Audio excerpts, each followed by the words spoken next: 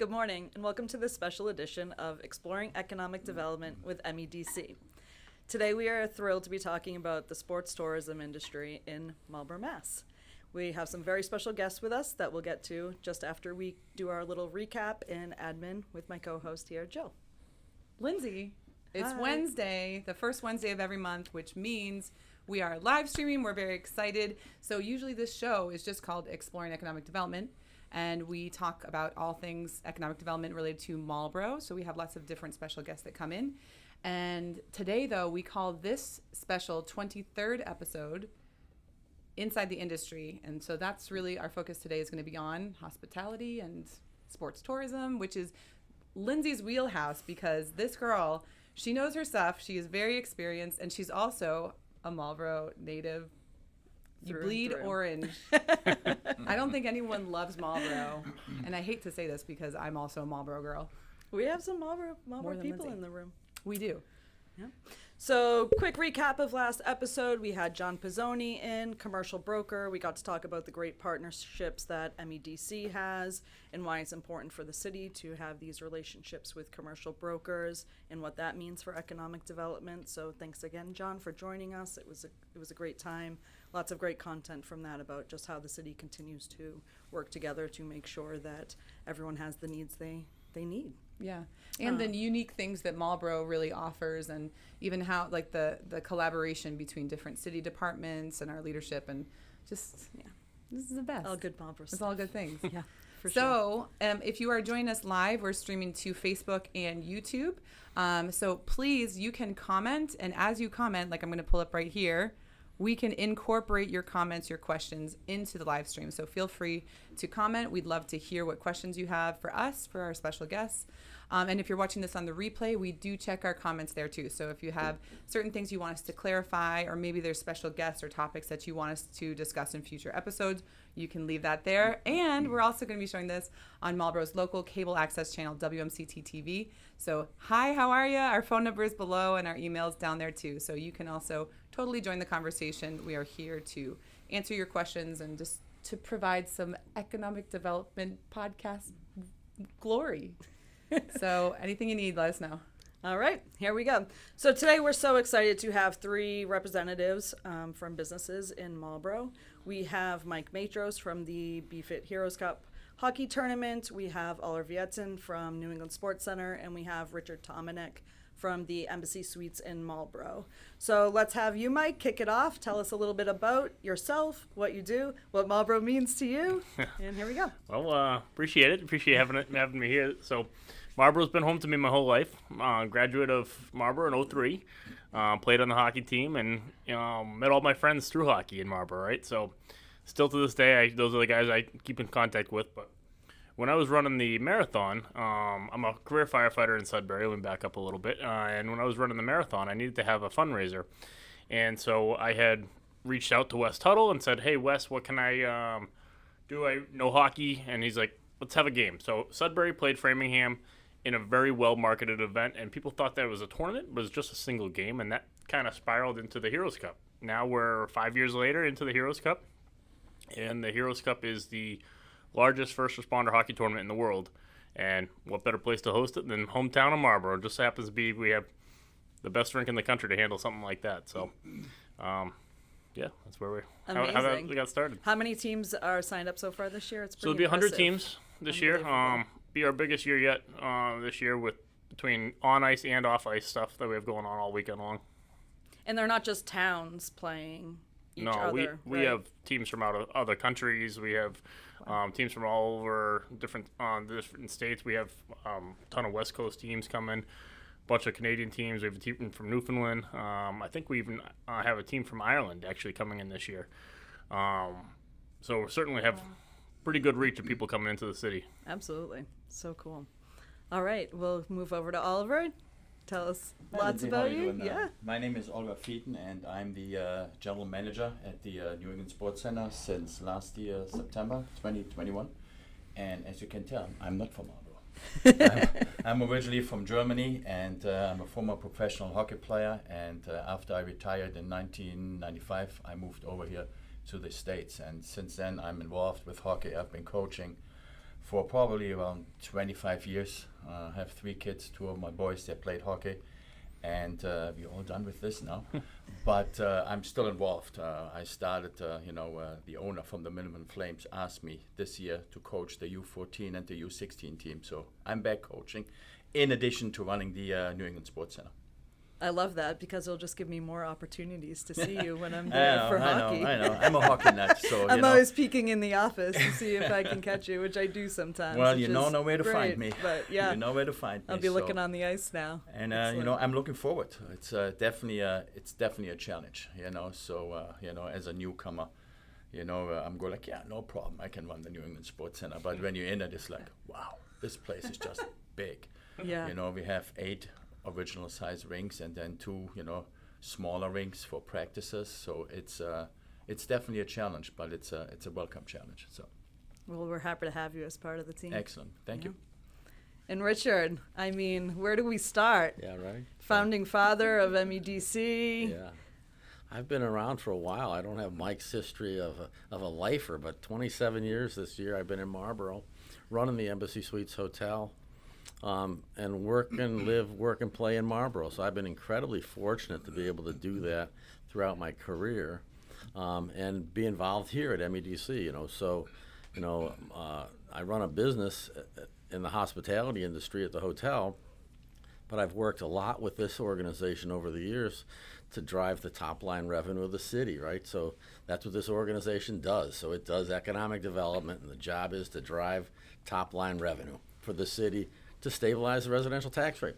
So hospitality, sports, tourism, et cetera, all falls into that link, and it's a big part of what we do. So I'm excited to be here. I'm excited to continue to help with the Marlborough Economic Development Office, because it's a great organization that's really good for the city. So awesome. Thanks for having us. Yeah, I always love hearing Richard talk about economic development because he's so progressively thinking about it all the time. Yeah. And it's just a great mentorship for the city to have that eye and that determination to make Marlborough the best place to live, work, and play. Yeah, it's cool. So we've done a lot of great things here in the city over the last 20 years. So 25 years. And you can see it, right? As a resident, you can see the growth, how much the city has exploded, how much it's grown, how much we have as far as resources for my kids, for the schools, everything went from, I'm very proud of where Marlborough's at now. Yeah. That's for sure. It goes down to some of the simplest things, right? So one of the things Arthur, the mayor, and I talk about, or he talks about a lot, is, it's simple as trash removal. The city of Marlborough gets it's trash removal of the residents all the time. Well, that's expensive. Not in Hudson. That's where they don't have those surrounding cities, and that has to be paid for somewhere. And so, Mike, to your point, all the things that the city has comes from revenue, and it's expensive, and it's got to be done.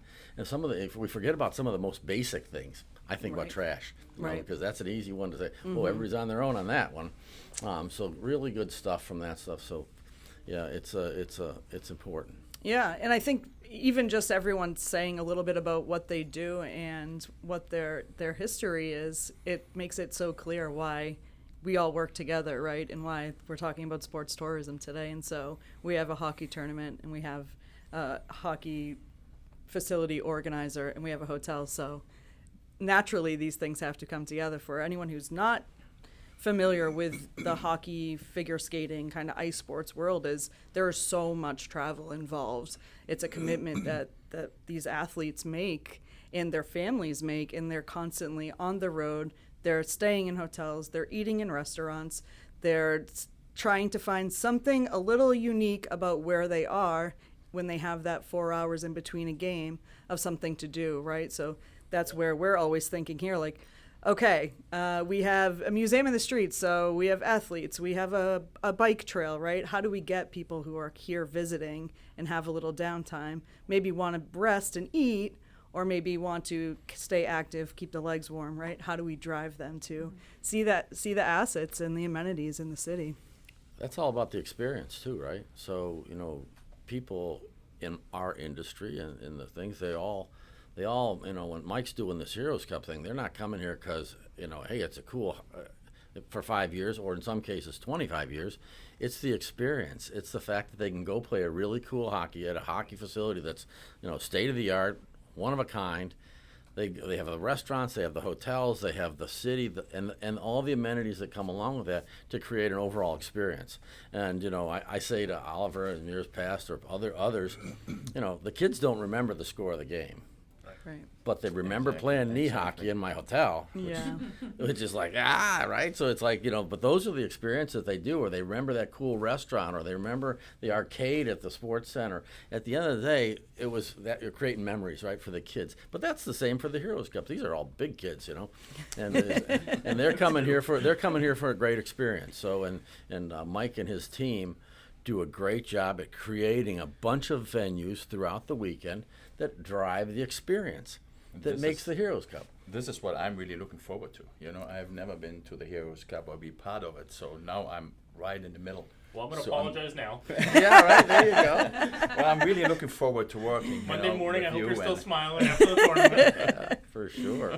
Well, and that tournament has developed so much, right? So you're saying it's the 5th year, but even last year was a huge production compared to other years, Yeah, right? so we have grown a lot every year, and I try and make it kind of a point where everybody on my board has the belief that we don't want to be a hockey tournament, we want to be the hockey tournament. So we try and keep that motive driving us forward. So we've changed a lot. We've grown a lot. Partnering with the Boston Bruins has helped us quite a bit, brought in additional resources. We now have a lot of NHL players that come out and join the weekend.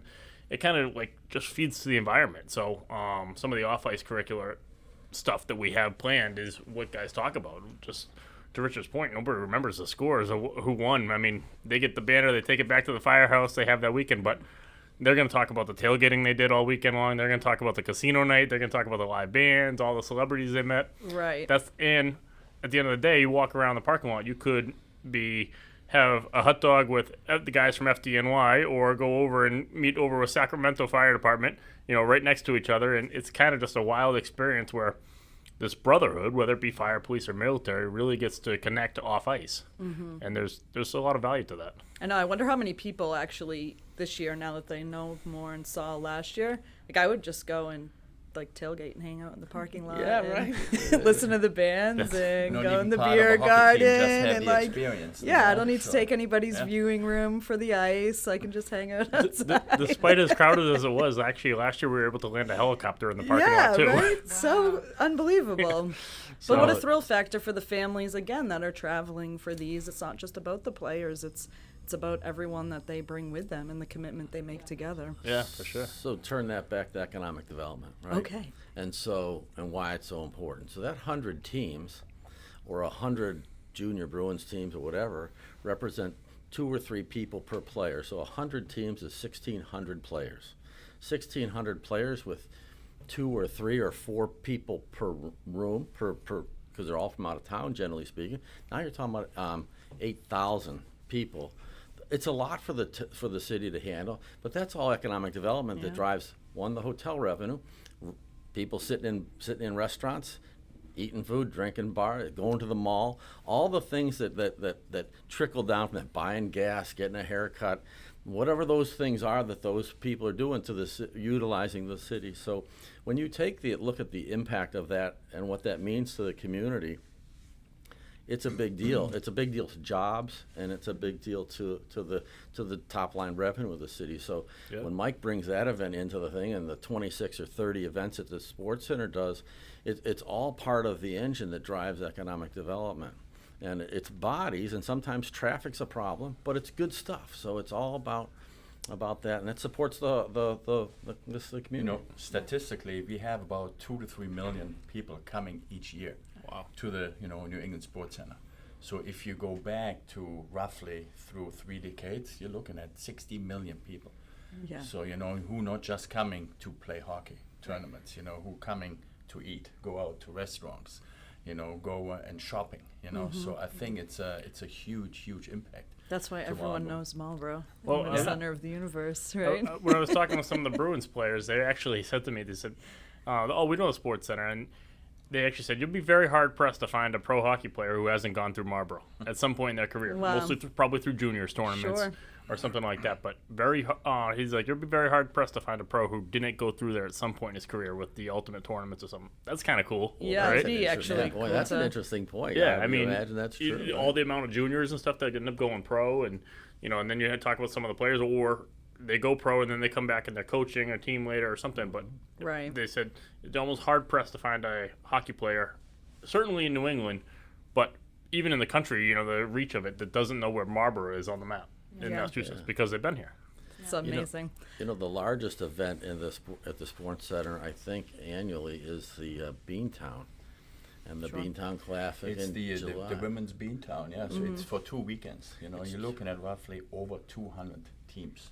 That come to that within event. 2 weeks, and they're staying. It's every year. Every year. they Who come, would have you know. thought there's that much hockey in the women's On the women's sports side, yes. side of things? Right. And it's really great hockey. From a caliber of play. These are college kids, prospective college kids, that are playing for Division I schools around the country, women, Yeah. and the competition is fierce, and it's a Yeah. cool event, and that's in July. So it's also a time when the hospitality industry is historically slower in Marlborough because the corporate travel is not down, but that's an amazing event that happens there. Yeah, I want to get back to that because I thought it was so interesting when we met last week that July is the busiest month. But I know we have some people hanging online that we want to take some comments from. We do. So we have one of our most faithful guests, and I'm not talking about you, Spencer, because you're now no longer. No, I'm just kidding. We still love you, Spencer, and I know that you're watching us live. I'm so glad that you're here. But one of our most faithful guests is President Ossing. So Mike Ossing is joining us here, and he says, how many hotel room nights does the Sports Center bring to the city? That's a great question, Mike. And, pre-pandemic, we estimated it around 45,000 room nights to the region. There's some events that are so large that are outside of Marlborough alone. So I would suggest probably in the 30 to 35,000 pre-pandemic. And that's per year. Per year. Per year. And those 35,000 room nights, nine meals a day per room, et cetera, and you think about all that trickle down. Is that just for Marlborough alone? Because I know we have other hotels, right? There are in Milford, in Waltham. You So think they about the are reach, pretty- right? Yeah, they are pretty far away, and we're getting more applications. Like this week, we got another one from Waltham, who want to be part of the New England Sports Center. So it's hard to imagine how much traffic we really bring in. That people have to stay in Waltham, which is like Right. 20 minutes away, Oh, more 30 like minutes more. away. Without traffic. Without traffic. And the wind in the right and I direction. think it'd be 35 a or 40. disservice. So when You we were know, so- estimating that back a few years ago, Oliver, we estimated it, we did backing into the number to the 45,000. Worcester's in part of that pie, and Hudson's got a couple rooms, and certainly Westboro and Framingham and down to Milford. That reach, that spider web is pretty deep there. One of the things Wes and I would work on a lot when he was here was really focusing on filling Marlborough hotel rooms first. That's the economic development of this community. Was to make sure that the Marlborough hotels are considered first, and then it would trickle down and trickle out from there. But really important. But when you think about that volume and that, when you think about 3 meals a day, you think about what they're here for and all that, it's a big deal. It's kind of impressive from one facility. I think, I was just going to say, so Panther country, right? We're athletes here. And so we're now attracting other sporting facilities. So we have the New England Baseball Complex, right? I think they said they had 20 tournaments there this year. North American Football Club just opened up on the border of Marlborough and Northborough. And they've got multiple tournaments, and they're filling, I think they said, on average 2,000 hotel rooms a weekend in the area.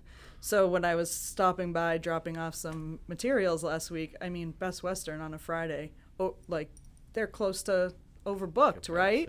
And Capacity. it's okay, we're looking at a weekend in March and we're booming with athletes. It's pretty exciting. The interesting thing about youth sports tourism is, Marlborough really is a corporate hub to MetroWest, right? So the corporate, now that we're post-pandemic and coming out of that, corporate travel Sunday through Thursday is a really big deal. And, whether it be the Boston Size and Synovians and Quest and GE Healthcare and et cetera, that they do the business in the city Monday through Thursday, Monday through Friday.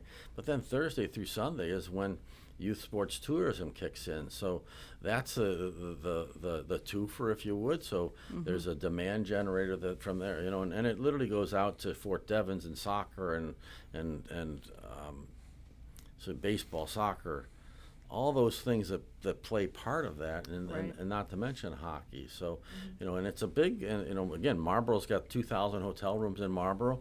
And there's the positive. There's a pro and con. Geez, it's more traffic in Marlborough than you want to have in this. But, it's really kind of off on that western side of the city, so a lot of it doesn't trickle into the city. You might not even drive on that side of the city. Exactly. I grew up on Orchard Street, and for a while there, it was just the mall, right? Yeah, right. The only time I would go to that side of town, like towards Northborough, Southborough, Hudson, Berlin, was to go to the mall. And so now to have that there, like you said, it doesn't present as much of a traffic issue.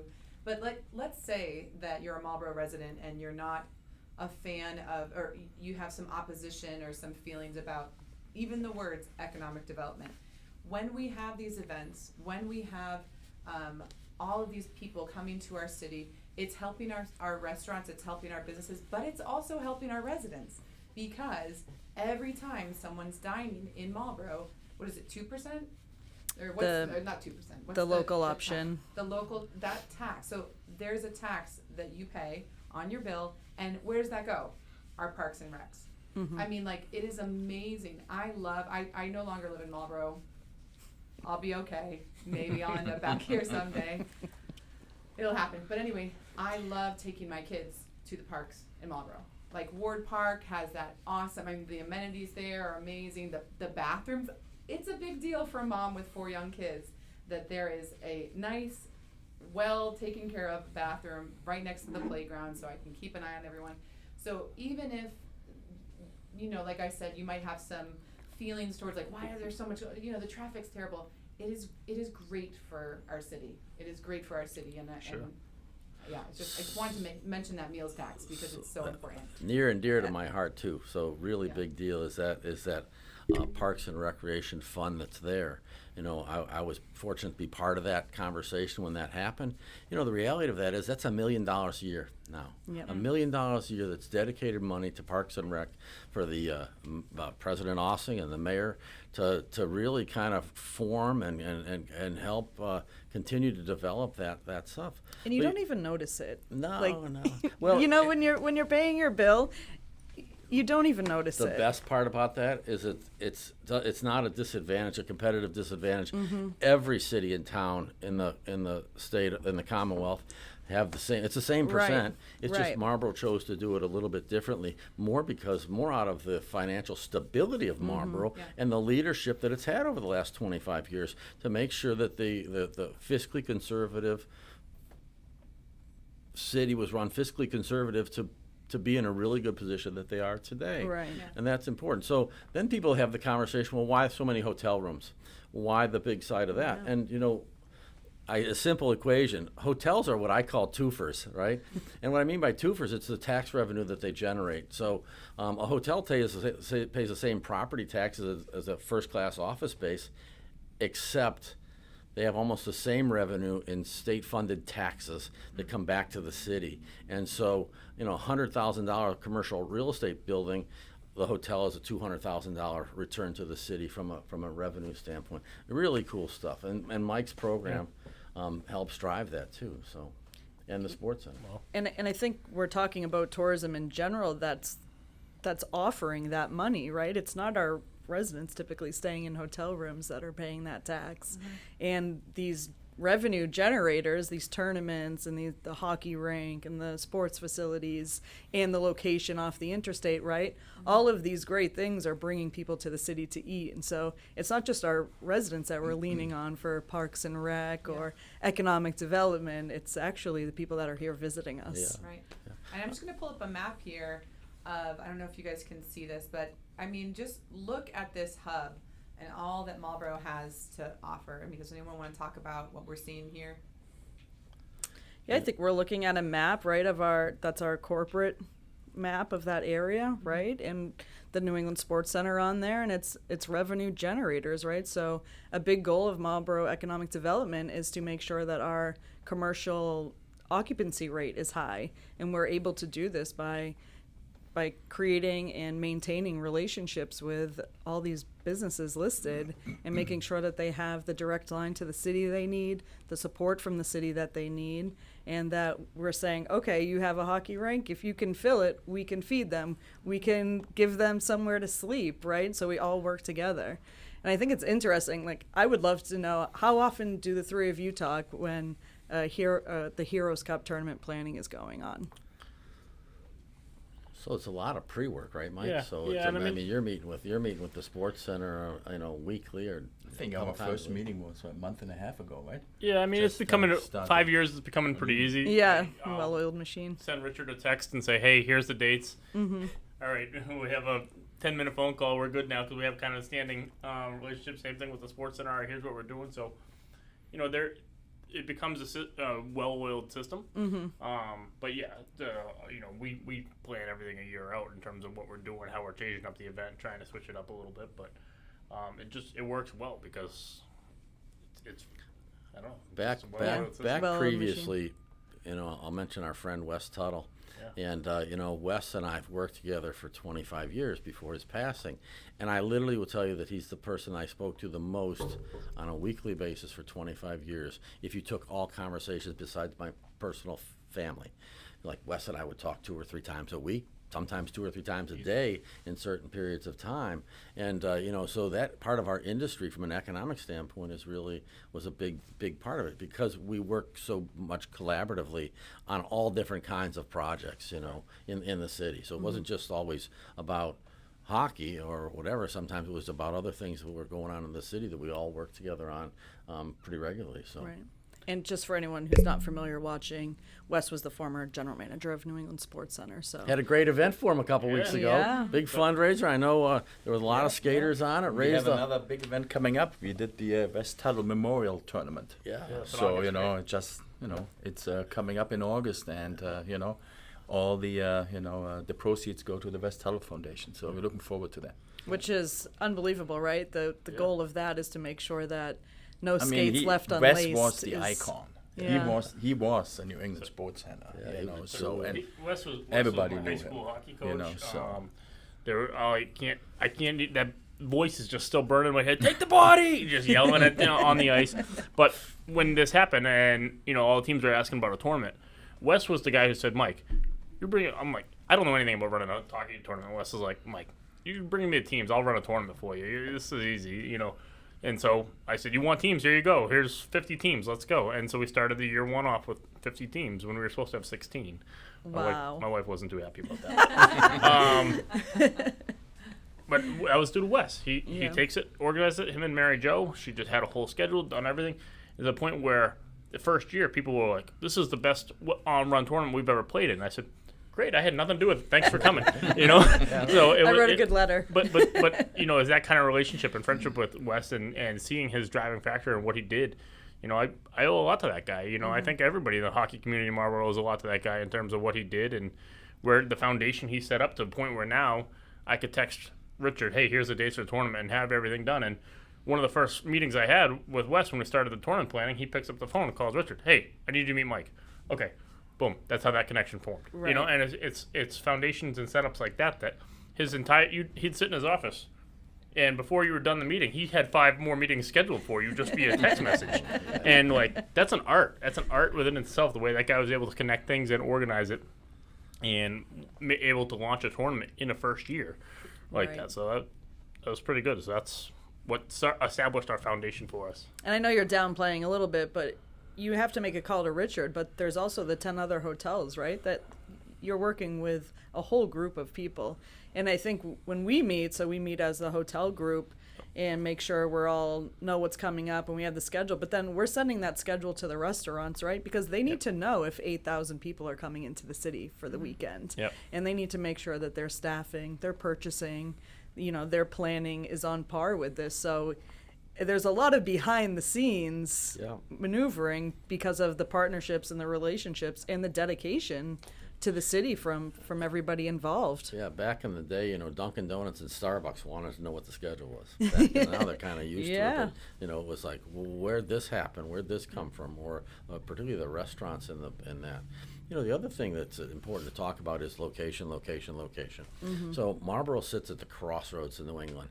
I don't care whether if you're a regional person from Connecticut or Bangor, Maine, Marlborough's in the middle of it. So the number of people that can come and be at a hub, in this case hockey, but if it's a corporate event or whatever, Marlborough is kind of the hub to that. We always call it the crossroads to New England. So, between 290, 495, Route 90, what sits there? It's Marlborough, and Marlborough's infrastructure of what it does. So it's a really big deal, and sometimes people forget that. I don't care, if you're a snowbird from Canada and you're driving to Florida, you're coming through Marlborough. There's no way around it. So and if you're going from Virginia up to Maine for your summer, you're coming through Marlborough. So it doesn't matter, or Pennsylvania or Ohio or whatever, unless you're going to go a northern route that takes you up towards the high end of Vermont, but you're coming through Marlborough at some point, or at least the skirts of it. So it's a big part of that overall. So that all part of the great stuff about Marlborough. Yeah. My tagline as a guest on this podcast will be that Marlborough is the center of the universe. There you go. That's great. That's the takeaway. And we're done with the stream. Marlborough is the center. Oh, wait, while I've got everyone's attention, I want to make sure that we answer some of your questions and read your comments. So Shelley Clark says, "Good morning. We are grateful for the traffic the mall receives from these venues and events." That's awesome. Thanks for joining us, Shelley. Thank you for joining us. And then Jenny Cataldo says, "Hey guys, love seeing the teams come down from Canada for Beantown events." That's awesome. Thank God they're going to be able to come this year, right? So, the last 2 years the border's been shut down. So Yeah, be able to right. get that Everybody Canadian can come. traffic. So exciting stuff. Jenny is another one that really looks forward to the knee hockey tournaments in the hallways and missed those Sure. during the quieter times. I've got one other comment that's going to stroke someone's ego, so sorry for you guys. Luis DaCosta says, "It's amazing to see Richard's passion for all things related to the city of Marlborough and to realize how much he's done throughout the years to improve it. Great job, MEDC." Oh, thanks. Thank you, Luis. Thanks for joining us, another MEDC board member. Yep. Awesome. So we had said we were talking about July, right? And just kind of a little bit more about how these revenue generators change the seasons for us. So in our meeting a couple weeks ago, I heard July's our busiest month, and I'm like, what are people coming to Marlborough in July for? So historic. Fort Meadow. Yeah, right. For the lake, right? So historically, July or August, October was always the busiest hospitality month of the year. There's no real holidays that are negative. There's Columbus Day weekend, big sports event. Leaf peepers, etc. Corporate travel's back at it. October was always the busiest month of the year. That's changed probably in the last 5 years, and primarily because of the Beantown. 200, 225 teams, whatever that looks like. The Junior Bruins run that, I think, right? Yes, the junior. And then baseball, corporate travel's up, transient family travel's coming through Marlborough. July historically has got a July 4th holiday. Well, that's a downer for the industry. Oh no, we've got 2 or 3 events going on and a soccer event, and then you think about the Beantown, and that's 5-day events, and then all the things that go around that. Now all of a sudden July has turned into the busiest month of the year in all things hospitality / restaurants, and that goes right down. Again, Absolutely. Frankly, July is a pretty slow month for the restaurant industry because on the weekends, everybody's kind of spreading out, going on vacation, going to the Cape, doing their thing. So now all of a sudden, this tourism is a big deal for the restaurant industry as well, and the trickle down of that. But yeah, can you believe July? No, it was never the I way. couldn't believe it. Well, I Never think the it's way. because of all the spring summer camps we have. So Yeah. I mean we personally we have so many camps. Now everyone is saying, okay, no, the next month and a half, right? It's kind of slow. Certainly not for me, right? But now after April, then May rolls around, then all the camps are starting. So I think I haven't been through it yet since I just started back in September, everyone says, you will see, it's going to get crazy. I'm going like, Right. crazy? One can go crazy here. Yeah, But it's the truth, So, Yeah. I mean, there's so many kids registered. Then we have our own leagues, our spring leagues, middle school leagues. It just never stops. And in the which is a summertime, good thing. in July, they're skating on. Typically at the sports center, it's from 3 or 4 o'clock in the afternoon till midnight. Yeah, Not adult not in the groups. summertime. In the summertime, it's 7 o'clock in the morning till midnight, right? I mean, Yeah, with all your camps. it's and all the everything going. camps, the adult groups, but it's not only hockey because we just have now in May 7th, that's a Saturday, we have the Olympic figure skating. Wow. They're coming here, so Nancy Kerrigan will be there. So it's we're not just doing hockey, the New England Sports Center. It's now we're getting more into figure skating as well. So it's I just got way too excited about it. I'm like blushing thinking about Nancy Kerrigan. Nancy, she's going to be there, and I Jill's gonna believe be kicked Gracie Gold. Gracie Gold is her name. She's an ex-Olympian. Wow. So it's going to be exciting. So because the Sports Center is always known for hockey, but we're not always there for hockey. We're there for Yeah. other sports. Figure skating, and we have a lot of conference rooms. So we have offices there. So it's we're doing what we can. So Yeah. to help out. What an opportunity for kids in this area, though, to say, okay, I'm starting to get passionate about figure skating. I can go and see Nancy Kerrigan, or to say this is I'm skating on the same ice as all these professional players that have gone through there. I'm living that firsthand. I have my son is a big hockey player, baseball player, and he talks about all these facilities and his home rink, the Sports Center, where he plays on the Flames, and it goes around. Every other rink, he's like, yeah, this rink's all right. I'm like, you're so spoiled, it's ridiculous. We Like, are. you're not We playing are. on turf field. Oh, man, sorry. Like, he's so used to all the turf fields we have in Marlborough, Yeah. all the parks, all the nice rinks. I'm like, Right. kid, this is not the way it is. Right. You got it made pretty well here. Yeah, To go- back in the day, and this is kind of before my time, but Jerry Seymour at the Wild would tell me he played his hockey on Lake Williams. Yeah. Okay, and then Wow. over across the street from Kennedy's restaurant, behind Monty's, was a pond back there. That's where the kids played there.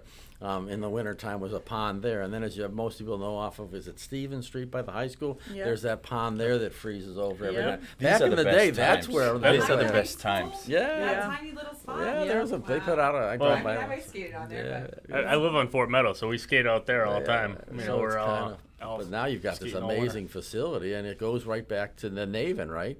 And it goes Yeah. back to the Naven rink being where, Mike, you probably started there as a young pup. did. You were Oh, yeah. skating there Yeah, before yeah. the Sports Center. So Yep. really cool things Yep, that before the Marlborough Sports has Center this did. stuff to offer. Right. So if there's overflow of the rinks, we also have the water to skate on, the frozen. I get such a Frozen charge ice. out of the fields though too. So one of the turf fields that are in Marlborough that the city's has now are kind of like Field of Dreams. That They high really school are. baseball Oh my field gosh. is Absolutely amazing, gorgeous. and equal to that is the girls softball field. Mm-hmm. I mean, those fields are state-of-the-art facilities that Yeah. that Marlborough's so fortunate to have, that are part of the programs that the city has as resources that are 1,000%. which is cool stuff. Jill took a picture, an overview shot of the turf field behind the middle school, and every time that picture comes up on something, I just can't believe that it's in Marlborough and that those are where those students are spending their days, Yeah. and that's where teams are getting together That's on where a they're Saturday doing- yeah. morning, right, to play. Where, I mean, growing up, we still had great fields here, but it wasn't the Nothing same like game. Not like that. Nothing like that. yeah, there's that slight bitterness that I have when I go to some of the kids. I'm like, oh man, I Right. used to play softball down here. We didn't have a scoreboard. We had Right. It was a dugout, like. Right. But it's really. But we always awesome. had enough fields to play Yeah. on, so I think We Marlborough did. always has given the attention to the sports in the That's true. area. Yeah. Um, We've got a question I Yeah, want to make great. sure we throw on here. From Gemma, it says, moving forward, how do you see the sports tourism increasing for the city? What other activities are scheduled for this year? Anyone want to run with that? Yeah, I think, we did bring up there's other facilities coming close to town that are utilizing and hosting tournaments. I think to Richard's point, I mean, we always talk about how do we get attention to these turf fields and Yeah, I support think tournaments. one thing we didn't mention is Four Kicks, right? So Four Kicks Yeah, is right. a 60,000 square foot facility that really is a state-of-the-art facility with indoor and outdoor fields. I think we continue to sprawl the industry. You know, Marlborough's the hub. So if you're doing something in Worcester, you kind of want to be in Marlborough. Worcester's done an amazing job at reinventing themselves with the Woo Sox and some of the economic stuff. Yeah. But still, Marlborough's the hub. So if there's an event over at the DCU Center and the hotels in Worcester are filling up, they don't have enough. I think Worcester has like 600 hotel rooms, and that trickle down that comes here. And we talk about Fort Devens, and you talk about Lancaster, I couldn't think of that earlier, and some of these other places that do that are important things to do. But again, we supply an experience. Marlborough has a unique opportunity to supply the guests traveling a unique experience that has the trickle-down effect and the ability to repeat. You know, the Apex Center is a phenomenal one-of-a-kind facility, and you know, amen to the developers and Robert Walker and his team and the way the city worked with them on the thing, because very seldom, I look at the road all the time, is there a traffic problem or anything. It just flows really well. And you know, I've lived in that world for the last 27 years, and I'm amazed that it doesn't have a bigger impact on the traffic. But that Apex Center and those restaurants and those, you know, whether it be even Goldfish, the swim place, and all these little places are such a huge part of our community that have been an amazing addition, that are reasons why people are coming. And by the way, the reason corporate people are coming, the reason the new office parks, or the reason the campus is growing, it's because of the infrastructure and the ability that people can have where they can live, work, and play in Marlborough, and then get out of Marlborough as need be pretty effectively. So really cool stuff that way. That's not just sports tourism. It's really about a great benefit for the residents. You know, I go to Goldfish more than I would like to. Richard's learning how to swim. And so is swimming in the pool, but it's really cool. And so those are things for the residents too, that we all get to live, work, and play in that environment, and then it also grows the pie, and the pie is the top line revenue, dollars to the city. $180 million budget the city has that we have to. The city's getting Arthur, the mayor, and Mike Ossing have to find that money someplace, and so there's all these little pieces that make that happen. So, amen to the sports center for being a part of the pie, right? And the Heroes Cup for doing it too. Now, in all fairness, guys, Mike Matros is a first responder first and foremost. For the last how many years, Mike? It's 17 years in the So, federal. I mean, it's amazing the work that Mike's done, and through the pandemic, hats off to you, because really, you know, you were on the front line during the pandemic. It was interesting, that's for sure. For sure. So first and foremost, thanks for all that you've done there. My pleasure. So. I love Absolutely. it. Job of Thanks, passion, Mike. for Yeah, sure. right. Mike, That's can for sure, that's for Can sure. you do me a favor, and for anyone that has not heard of the Heroes Cup, can you just give us a quick rundown of? Sure. You've kind of introduced it a tiny bit, but we've got the picture up on the screen. Just let us know, what is it, what's it for, what can people expect, and why should people come out? Sure. So the Heroes Cup is an exclusive tournament for fire, police, or military. In fact, you can't play in the tournament unless each team is only allowed one civilian. So that's one civilian spot they use as any leverage between it be a pro hockey player if they need someone, or if they needed the goalie, or maybe it's their top fundraiser. They know a guy who could help raise a lot of money. So all of our teams come to Marlborough. They compete. We have 12 different divisions that they play in. So hockey ranges from our A division is a lot of semi-pro hockey players and very fast-paced hockey, to our D division is guys who maybe took up hockey last week and all of a sudden want to fundraise. You know, it is a big range in terms of guys, but at the end of the day, everybody is fire, police, or military, and they're all playing for the charity of their choice, which is kind of cool because we structured it like a Boston Marathon event, where it's one event, but it benefits so many charities. So with our partnership for the Bruins, we're able to leverage incentives and incentivize these guys to raise money for their charity. So we have teams that could be playing for, like our Chelmsford team is playing for kids with disabilities in sports. Waltham Fire is one of our top fundraisers every year. They're playing for kids with cancer. There's teams that every year are playing for a fallen officer. Right before the tournament last year, we had Worcester, a police officer, Officer Familia, die in the line of duty. And that happened right before the tournament. And we were able to get together and lobby some of our partnerships with the Bruins, and between the money we raised at the tournament and some of our partners, we were able to give that family $100,000 on site right after the Officer Familia just died. But the teams are playing for their own charity, which is kind of cool because now we'll incentivize them best ice time, which if you're at the New England Sports Center and you get to pick your own ice time, that's a big deal. And you get your own locker room for the weekend. You don't have to carry your gear a mile to get into the rink. That's a big deal. So these guys will raise $20,000-$30,000 for the charity of their choice to be that top team. And at the end of the weekend, it'll be 100 teams, and we'll send checks out to probably 90 different charities after that weekend. So the pool is really spread out, and the way I describe Heroes Cup the best is like the Boston Marathon, where it's one big event and everybody fundraises and plans for 3 months ahead of time to get to the event, and then they get there. But it's a team marathon to go through. And then us as a host foundation, the Heroes Cup Foundation, does a lot for mental health, cancer, and line of duty death support in our first responder network. So we've kind of built our own little internal network. Obviously, we'd love to help as many line of duty deaths and stuff as we can, but with our teams, particularly people we have a relationship with, like just recently, Mass State Police had a trooper die, and Mass State Police needed a fundraiser, so Ollie hosted a fundraising event for the trooper.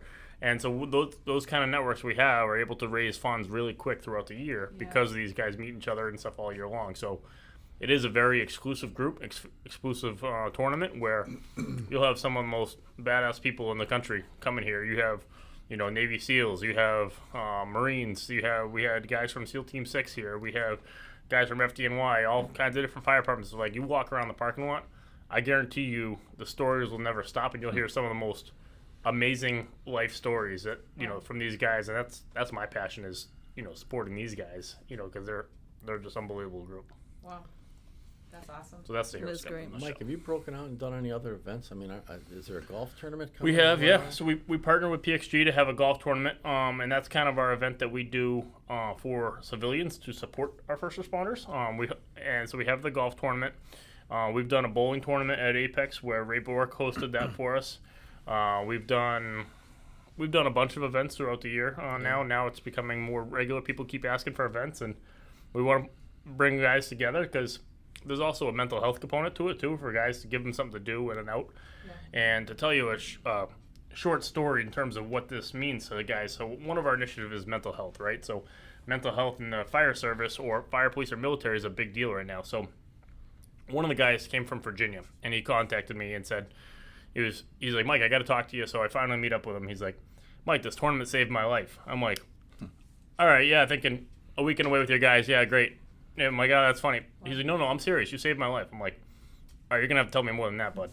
So he's like, I was in a very dark spot. I just got home from deployment over in the Navy. I was in a very dark spot. I was actually in my house. I didn't want to be, my relationship with my family was very on the line. I couldn't go to work. I really couldn't function. He said I was borderline suicidal. And my wife reached out to some of my people I deployed with, and they came and essentially kidnapped me, came into the basement and said, let's go, we're going to Marlborough. And they kidnapped him from Virginia, took him up here, and showed him one of the best guys' weekends out. Wow. And showed him that the support network's there for him, right? Yeah. But at the same time, he got back and he got his life on track. He realized there's all these people that love him. There's all this network out there. And so he spent the next year going through getting the help he needed and very positive mindset. So when I saw him the following year, he said, I've had this date circled on the calendar for a year now because the Heroes Cup has saved my life. Wow. And there's stories like that we hear all the time. So yes, it's a hockey tournament. Nobody cares what happens on the ice. It's a fun way to get together. What it's about for me is seeing all my brothers and sisters throughout the country and not seeing them at a funeral because we've gone to too many of those. What a also, testimonial. Mike didn't say that we added a Kids Heroes Cup this year. Yeah, that's true. Yeah, new So, edition. We have a few new additions this year. We have the Yep. Kids Heroes Cup on Thursday, which is kind of cool because so we were working with Billy Jaffe and Ruru, and the idea is kind of teach these kids that there's more to hockey than just winning going in the NHL and going through and finding this connection and with people. And so my son, his favorite part about the Heroes Cup is the charity work, is the giving, and so he dives all into it, and it makes him a better person because of it. Yeah. And so trying to teach that to all his 11-year-old friends and having tournaments. So now we're going to have a mini 3-on-3 tournament that uses these local kids to get together, have fun, have the Heroes Cup experience. Meanwhile, they're raising funds for their local fire and police. That's awesome. We added that this year. Of course, a lot of people come out for those kids. Yeah. He's a hustler. I'm teaching him young, man. Doing a fundraiser. He banged me for $100. I was over at the sports center. He was raising money for the top. Richard, Hey, Apple doesn't fall far. I need some cash. So He told me that story. My response is, "You should have got 200." right, that was awesome. So we added that this year. We have we added a new event this year. We're having a casino night, which would be kind of cool. We're having turn the upstairs of the sports center into a casino Friday night. We're gonna bring in 50 dealers from Encore Casino, and we're gonna have blackjack, craps, roulette. We'll have professional dealers there. We have live bands playing. We have a bunch of celebrity guests coming, NHL guys coming to play blackjack with the table. That event's open to the public, so people in Marlborough that'll be June 10th. Anybody looking to come in. This year we actually are going to have full spectators. Last year we didn't advertise or promote spectators at all. There'll be hockey all weekend, so you can walk around to the different rinks and see a really good hockey game going on in any rink. You might see California team playing a Michigan team in Marlborough, and that'd be kind of a once-in-a-lifetime opportunity and seeing some of the different hockey. Can't There'll wait be- for the cleanup after that week. We have some good cleanup companies as sponsors that help pay for that. It's a lot of I volunteers. make sure I see you don't Monday you morning in the worry. rink. We'll have that dumpster full for you. We have we film a couple TV shows and some podcasts and stuff like that from the rink, which is kind of cool all weekend long. We have Sunday is our championship games, so all of our championship games will go from like 11 a.m. to about 3 p.m. and there'll be 12 different championship games going on. So you'll have all the bagpipes and drums and everybody there supporting them. And then our vendors are there all weekend long, and our vendors put on a really good experience. They're not there just to sell; they're there to support. Mm-hmm. So they're doing a lot of giveaways. They're doing a lot of really cool stuff. Like PXG this year wants to set up golf simulators, and it has just a fun experience. So it should be a good year. Yeah, it's so great, and I think too, to be able to see the brotherhood and the sisterhood come together at these events. We just had a fundraiser in Marlborough for a family that just the turnout and the genuine support that is there changes lives, right? Like sure. the testimony you shared, I know. For sure. The family that just recently benefited. That's life changing when you're not having to say, oh, I've got to pick up all these OTs and then I'm going to have more time taken away from my family, or I have to figure this out, right? To know that you have that support group is so huge, and to hear that it really makes a change in people's lives is unbelievable. And that doesn't just happen with one person. It's also your kid collecting money, or the operations team making sure that schedule works and can get as many people there as possible, and the hospitality industry being there to feed them and make sure they get a good night's sleep. And think about pretty that. incredible. Think about that in the sense of getting involved. If you're in the community of Marlborough and you want to get involved in something, some of these events that are going on, that are all sponsored by the hospitality/restaurant industry or whatever, or you're looking for a job. Mm-hmm. The hospitality industry is always hiring. A lot of positions available there, and then you want to get involved. I think, Lindsay, that's how you ended up here. Yeah. Is your involvement with the Evening of Giving and Bobby K's and doing that stuff. Right. The restaurant industry all supports that stuff.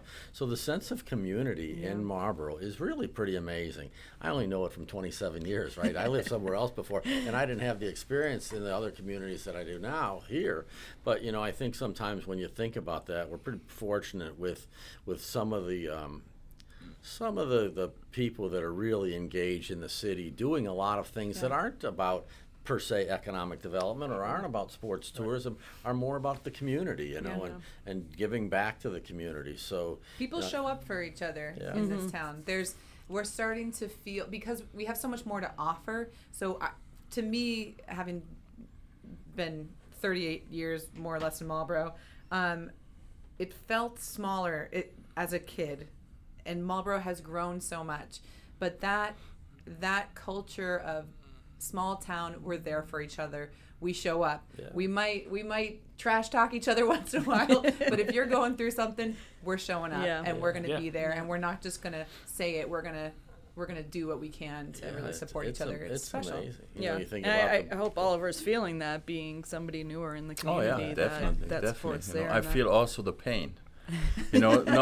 That you're not from I know. Marlborough? I want to be honest, because every time we have those big events, I get a call from a resident from Bigelow Drive. Yeah. And I don't know if you guys know this situation. Trust me, I would welcome every comment whatever we can do to make, those big buses not going through this Bigelow Drive. Right. Yeah. We email all our customers now, please, if you come by bus, if you're staying in one of the close by hotels, you have to use the highway. Don't go through Bigelow, Yeah. because if you guys know Bigelow, there's like barely any room, especially Yeah. when you have two buses crossing each other. Talking about Bigelow Street that goes from the downtown right to the New Yeah. Sports Center. Literally, it's almost like a direct line. It's way a the direct first line, line. and no one wants to take the extra 5 minutes. I'm going Right. like, People just but- put it in their GPS. They're like, oh, okay. Yeah. Exactly, that's and definitely That's and we're probably trying what to it do everything, It's like Yeah. if you should maybe, station some police there on those big weekends, Back in the So, day. or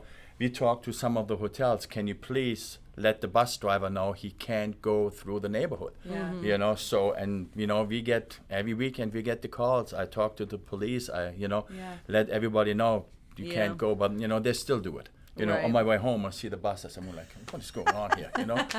But Yeah, there's always you know, challenges so to success. any ideas how we can help out on our end, Yeah, to make are it better welcome. for the residents. I'm welcome. Yeah. It's Yeah. not like, hey, Yeah. we here, we want to run the tournaments, we don't care. No, we do Yeah. care, because trust me, I don't want, if I have a little kid, running around in the yard, I don't want to have, the buses come down my street and we're like, what is going on Right. here? So it's, I think you having know. that open door policy is a lot Important to of. open that communication. Yeah, right. Yeah. Back in the So, day, and back that's, before you know. back before GPS, it was that we wouldn't give out any directions. You have to go to the highway, give directions to But, 490 you and know. 290, Yeah. and there's not a lot we can do about that today. But poor Meredith, she lives on that world, right? Meredith from here at the MEDC office, right by her house. So I think people are pretty respectful, all in all, and Yeah. and the number of times there's a bus that's in town, it's way less than what the normal traffic is as well. But boy, you Yeah. can feel that pain sometimes Yeah. too, no, for sure. Right. definitely, So, yeah, so. it's important to acknowledge that.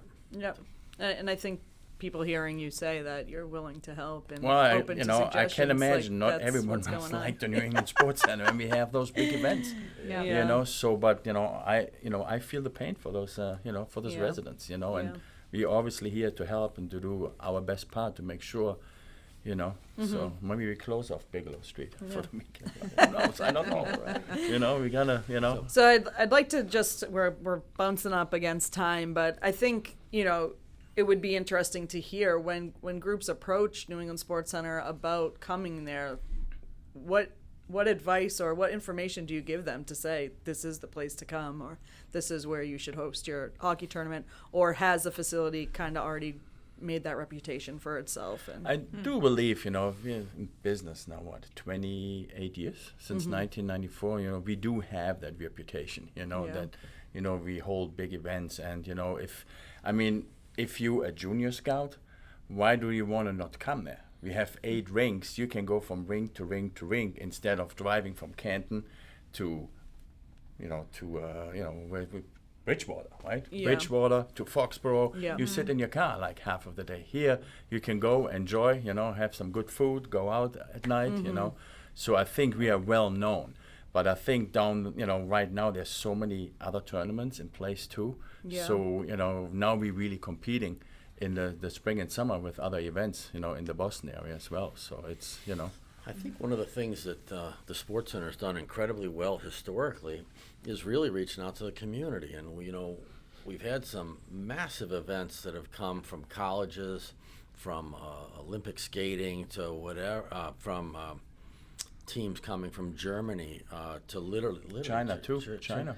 Germany, because I've got jersey in my office hanging. That have literally, why would I come to Marlborough and why would I do that? And they coordinate with Ollie and his team, and then in the city and put up a whole itinerary of that stuff. Sometimes it includes a Bruins game or a Red Sox game or a Boston College game, and sometimes those experiences, right, are a big deal. But and that's when the city writes a letter and the MEDC writes a letter, the hotel all right, we collaborate on that. It's called an RFP, right? A request for a proposal on why should we come to Marlborough. And some of those events that are in those shoulder periods of our year or the weeks or whatever are a big deal to the industry and to the Sports Center as well. So it's kind of cool. It's not just youth stuff. Sometimes it's collegiate or other things that are really a big deal that, to your point earlier, Mike, there's not many skaters in the NHL, and I had never thought about it that way, Yeah. that haven't come through the Wow. the Sports Center at some time in their career. from around the country. I mean, it's not Yeah. uncommon to have people from Washington State staying in our hotel. Right. You know, or up from Ottawa, Canada, or you know, Montreal, and so it's really a cool melting pot of all these different people from around the world in some Like cases. Lindsay said, Marlborough is the center of the world. I mean, we have to end there. Perfect. I want to thank you guys so much for coming, having this conversation, giving some insight into what goes into the jobs you do and the efforts you put forward and what it means to the community, whether it's the city of Marlborough or your own communities that are attending these events or visiting your facilities. It's just a great conversation to have about how everybody continues to work together to keep Marlborough on the map. So thank you so much. This was an excellent conversation. I think we could go on for the next 4 hours, but maybe we'll have a part 2. I hope nice- everyone has. Oh, sorry. Go ahead. Nice job on your part. Oh, thanks, Yeah, Richard. yeah, Let's, yeah. guys, let's give it up for Lindsay. Yeah, right. Great job. Absolutely.